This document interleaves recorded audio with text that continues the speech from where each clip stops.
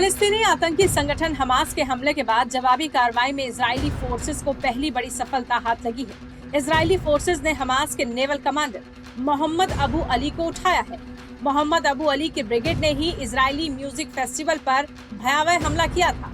Israeli वायुसेना ने उस इमारत पर भी बम गिराया है जहां आतंकवादी संगठन हमास के बड़े कमांडर रहकर युद्ध का संचालन कर रहे थे।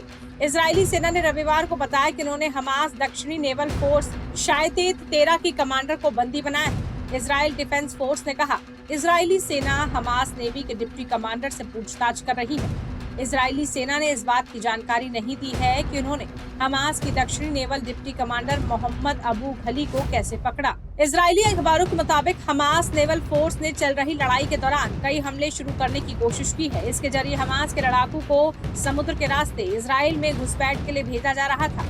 इजरायली नौसेना ने कहा कि उसने हमास के दर्जनों लड़ाकों को मार गिराया है। इजरायली सेना ने बताया कि देश के शहरों में घुसपैठ करने वाले लड़ाकों से अब तक वो लड़ रहे हैं।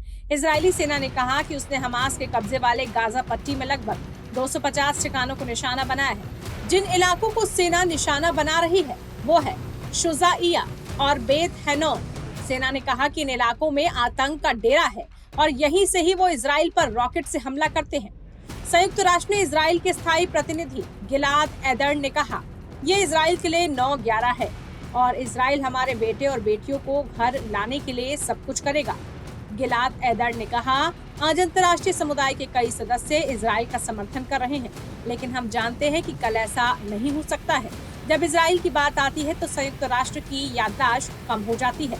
जिस आतंक को हम जल्दी से खत्म करते हैं वो एक साइड नोट बन जाता है, लेकिन इस बार ऐसा नहीं होगा। टाइम्स नाउ भारत डिजिटल की रिपोर्ट।